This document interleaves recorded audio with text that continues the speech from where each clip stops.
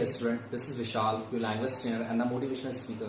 Guys, कल हम लोगों ने एक बहुत ही प्यारी सी क्लास पढ़ी हुई थी that how to use did. आखिर डेट का यूज हम अपनी इंग्लिश कॉन्वर्सेशन में, अपनी बातचीत में आखिर हम कैसे कर सकते हैं, ये मैंने आपको सारा बताया था। और साथ ही साथ आपको ये भी बताया था that just always keep remember that did is made for past और डू डज की अगर बात करें तो do does is the made for present.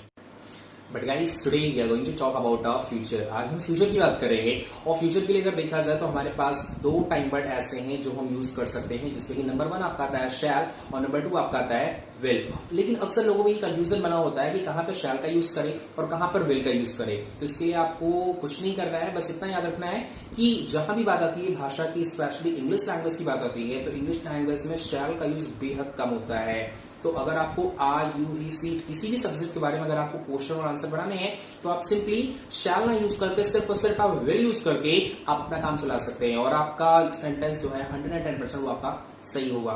तो आइए शुरुआत करते हैं और देखते हैं कि आखिर विल के बारे में हम अपने सेंटेंसेस कैसे बना सकते हैं, कौन से सिचुएशन होंगे, कौन से कंडीशन में हमारे विल यूज होंगे। तो आइए शुरुआत करते हैं।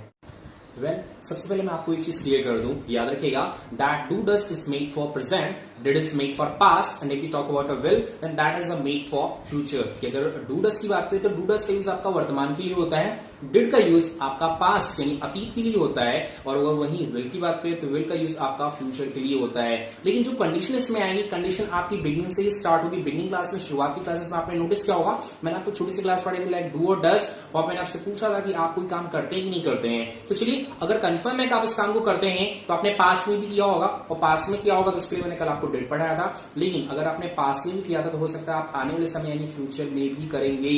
अगर फ्यूचर में करेंगे तो उसके लिए आपका यहाँ पे यूज होता है विल। तो आइए देखते हैं कि हमारे आंसर सबसे पहले कैसे बनेंगे। हमेशा अब देखिए, जैसे बहुत से ऐसे काम हैं, कुछ काम ऐसे हैं जो भी आप कर नहीं रहे हैं, लेकिन हो सकता है कि थोड़ी देर बाद या आने वाले समय में आप उस काम को करेंगे। तो आप उस काम को करेंगे यानी आप करने वाले हो, तो आप अपने आप को बोलोगे आई, आप अपने आप को बोलोगे आई। हम बात फ्यूचर की कर रहे हैं इसलिए हम लोग यहाँ पे यूज करेंगे विल, और आई विल आपका हो जाएगा। और आई विल का जैसा जो भी आपका काम होगा उस काम की हम यहाँ पे फर्स्ट फॉर्म रखेंगे, हम वहां पे उसकी फर्स्ट फॉर्म रखेंगे और इतना क्लियर कर देंगे, और आई हो जाएगा आपका I will action first form. जैसे आपने कहा सर मैं पढ़ाई करूंगा तो कहते हैं आई विल स्टडी, कहते हैं आई विल स्टडी। आपने कहा मैं मार्केट जाऊंगा तो कहते हैं I will go to market, I will go to market. आपने कहा मैं नहाऊंगा तो I will take a shower, I will take a shower. आपने कहा मैं भगवान की प्रार्थना करूंगा तो I will pray to God, बोलते हैं I will pray to God. चलिए, और एक चीज मैं आपको और बता दूं कि अभी तक की बात करें तो इसके पहले हमने आपको सिर्फ और सिर्फ हर एक क्वेश्चन के दो तरीके आपको बताया था कि सिर्फ और सिर्फ आप 2 रिप्लाई दे सकते हो,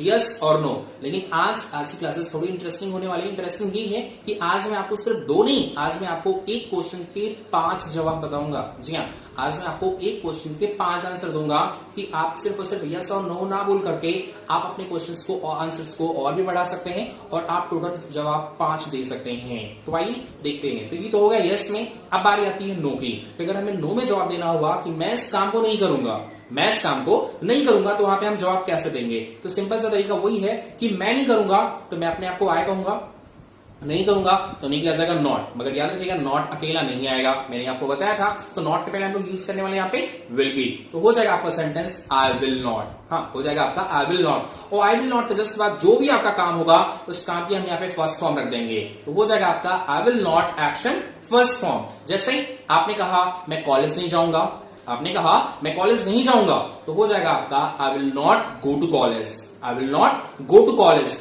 आपने कहा मैं पढ़ाई नहीं करूंगा तो I will not study, I will not study. आपने कहा मैं जॉब नहीं करूंगा तो कहेंगे I will not do the job, I will not do the job. या आपने कहा मैं शू पॉलिश नहीं करूंगा, मैं शू पॉलिश नहीं करूंगा, आई will not polish the shoes, I will not polish the shoes. Clear है गाइस?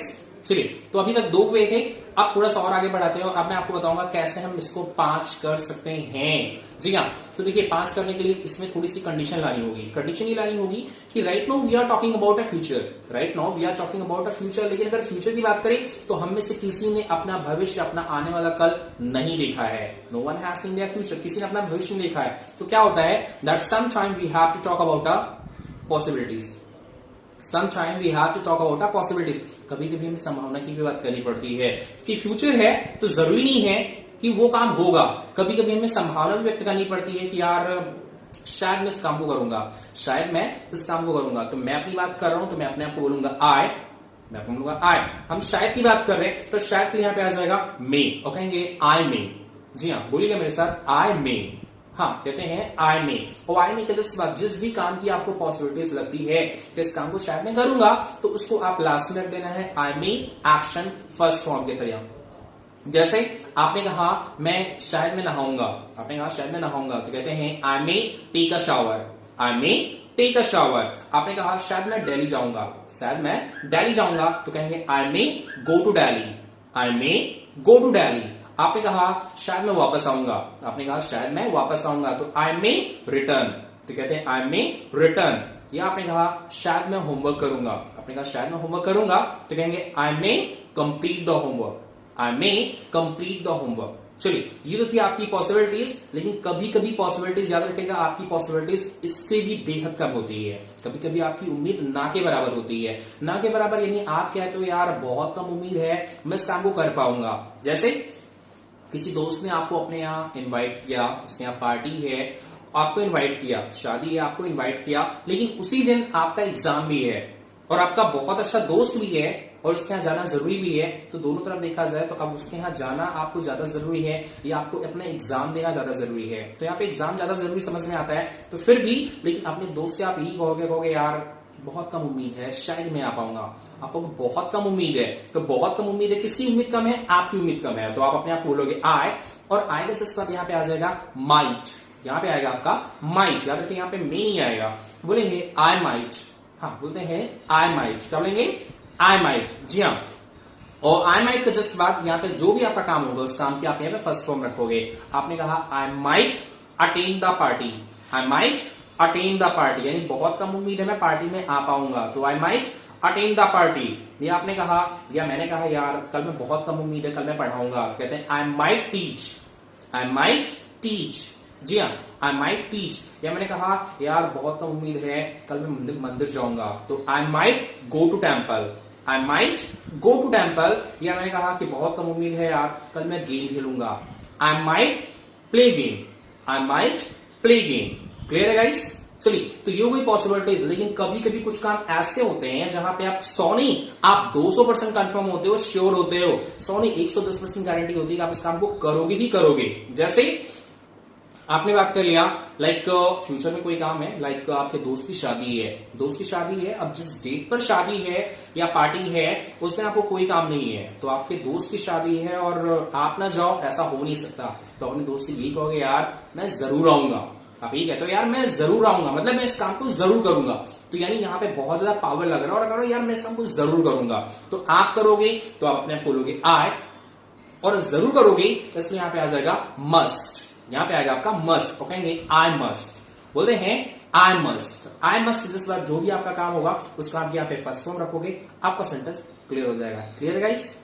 चलिए, जैसे आपने कहा कि मैं कॉलेज जरूर जाऊंगा, मैं कॉलेज जरूर जाऊंगा, तो कहते हैं I must go to college, I must go to college. आपने कहा मैं स्कूल जरूर जाऊंगा, तो कहते हैं I must go to school, I must go to school. आपने कहा मैं एग्जाम जरूर दूंगा, तो I must take my exam, I must take my exam. कहते हैं मैं इंतजार जरूर करूंगा, मैं उसका इंतजार जरूर करूंगा, तो कहते हैं I must wait, I must wait. तो गाइस ये तो तरीके थे आपके 5 तरीके मैंने आपको बताया जिस तरीके से आप जवाब दे सकते हो। जैसे I will action first form, I will not action first form, I may action first form, I might action first form, and the last one is that I must action first form. चलिए, ये तो आपके सिर्फ और सिर्फ जवाब हो गए। अब बारी आती है हमारे क्वेश्चन की कि हम क्वेश्चन कैसे करेंगे।